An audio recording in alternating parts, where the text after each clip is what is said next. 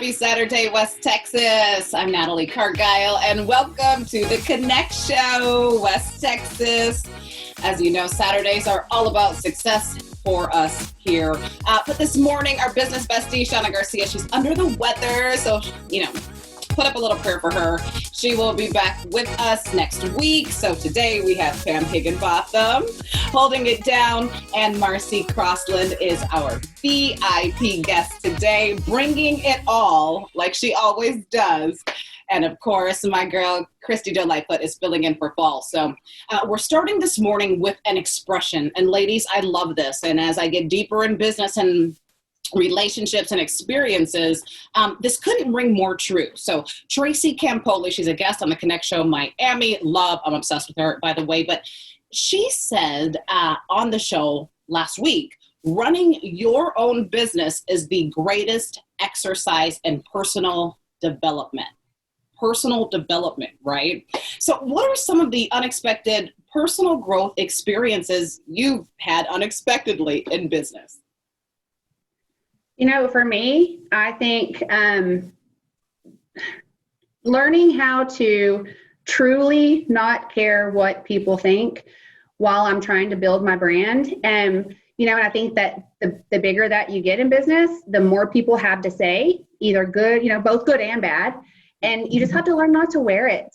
And then learning how to diversify for me. That is so true. And I don't think I really worked on myself as much until I became a business owner. It's like it just almost didn't feel the need to, but that's definitely not true. But I guess you maybe feel it or see it more as a business owner. And for me, it's been disconnecting between just removing the, everything's not personal. Someone doesn't want to work with you, or, what you charge and all that stuff. None of that's personal. This is a business, and just removing that sometimes, you're not supposed to work with someone, and really it has nothing to do with you.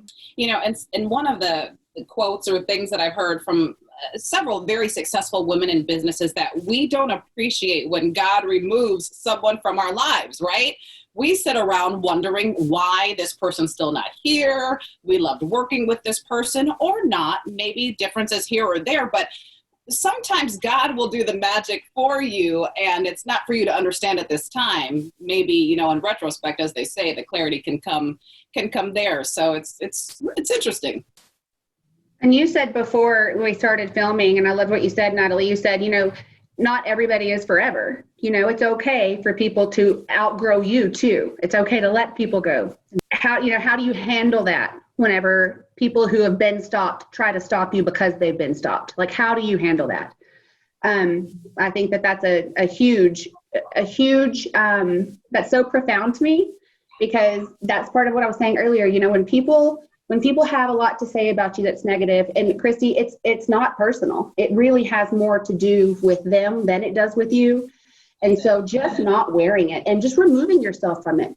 You can't be stopped by someone if you want to go badly enough. Into that. So as you ladies are all evaluating your fourth quarter, so in your business, what are some of the ways that you are building up mentally as well as systems to make it through 2021 and be very, very strong in business? Well, I think any of us could answer that, but I'd love for Marcy to go first, because Marcy's the girl boss with all of the things that, a lot of people from the outside of business looking in think count for a business. She has a brick and mortar. She has a staff, right? You have several services and several offerings within your empire. So why don't you share your perspective on that first, Marcy? We've spent a lot of time talking about, and honestly, right now, I'm so thankful, guys, to be in business and to live in a community that has just really supported us. And, I get to sling hair, I get to stab faces all at the same time. I'm in the same place. I get to sell hair.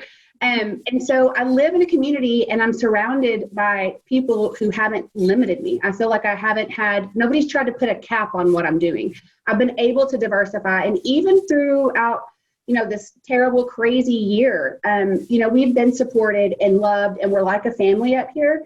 We've talked about this before, but man, it took so many years to put the right people in the right places And now I feel like it's magical, and having that family feel where even when someone does leave up here, we support them and love them in their next step. And just, there's such a positivity here that truly was not here. I think we're all very thankful in a way that before COVID and before all the things that have been happening lately, we just didn't appreciate what we had the way we should have. And so all of us are more thankful. We're more graceful. Yeah.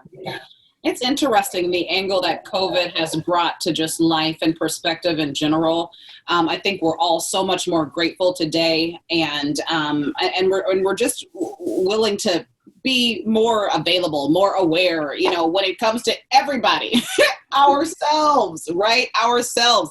I think there's more mental and health wellness today at home for everyone, more than we have seen in the past. Well, if 2020 has taught us anything, it's that anything is possible. So I'm actually changed up what I was expecting to do in the last quarter, and then also for next year. So I'm actually just like removing limits to, what I'm doing, and then also niching down. Well, we are going to take a quick break, but did you know there is a new real estate group in town, and they are on the rise?